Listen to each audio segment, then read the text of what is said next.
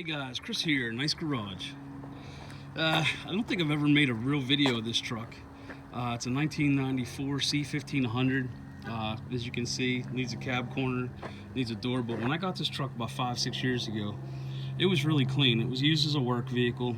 Somebody had changed the bed.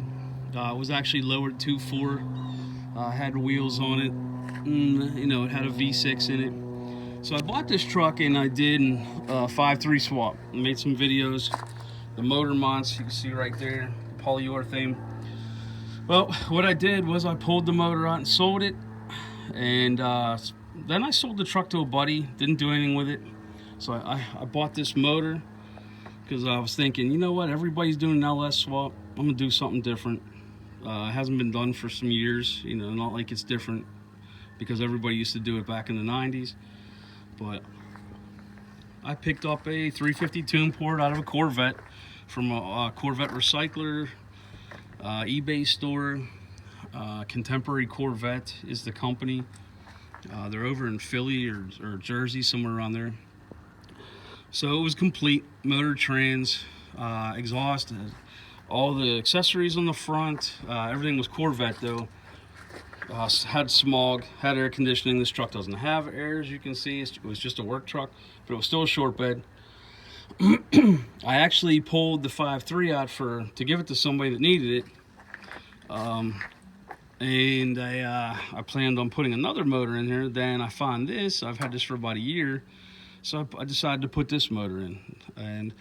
And in the meantime, I sold the truck to a buddy that was going to put it together and drive it every day. And then he ended up not doing anything with it. Had it for about 5 months. So I said, what the hell? I bought it back. So this is it. It's just going to be a daily work truck. My kid wants to play with it. You'll see. I'll make some updates. We will get some of the rust fixed. I'll put a door on it in the cab corner. Like I said, non-air, but with a Corvette motor, should be a nice little burnout machine. They made tons of torque. So I'm going to continue making videos in product review. I went to Summit Racing yesterday and picked up some more parts for this. So I'll be making a couple little videos so you guys can see. I like to have this thing running. I mean, I don't get much time to work on vehicles. I work a lot. So hopefully I have this thing running in the next couple weeks. My exhaust isn't here yet. It was on back order. But I'll make a video of that. And I do have a ton of parts to this truck, even though I say it's going to be a work truck and a daily driver. I have a 4.6 drop kit. It's already dropped 2.4, so I basically have to lift it back up because they use drop hangers and things like that, and I'm not going to use that with the rear axle flip kit. Bilstein shocks. Yeah, I have wheels for it, 17-inch wheels and tires. So even though it's not a show piece, it's still going to be cool to drive around in. This is a Pennsylvania truck, and as you can see, like the inside, pretty darn clean. It's actually been in storage. So, but inside here, where the body mounts are, spotless. That's usually all rotted out on these OBSs, as they call them. I do have Tahoe bucket seats. I didn't buy a carpet yet, but I'll probably end up spraying some bed liner or some sound deadener type crap in here, just to keep the noise down and make it a little bit nicer in here. I might not even go with a carpet. I might go with a rubber mat. I don't think any of that's necessary. We'll put a stereo in here, speakers, 4 speakers, sub amp, things like that. Does need a cab corner, as you can see right there. This door, then it's falling apart at the bottom. Frame's pretty clean for a PA vehicle.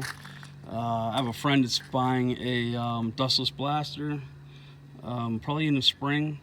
So when I take the bed off to do the lowering kit, we're probably going to blast the frame, get it down to bare metal and POR 15 it, or something like that, some sort of frame paint. But anyway. Let me know what you guys think. Please leave a comment, like.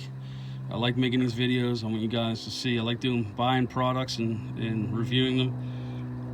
And I don't know if I covered it in the last video, but since this truck was a V6, and I had to put the stock 350 motor mounts in here to put a V8 in here, whether it was an LS or a small block Chevy.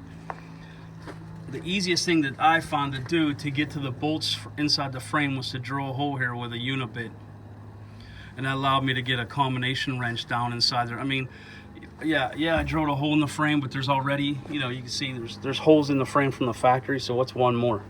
That's not going to hurt anything.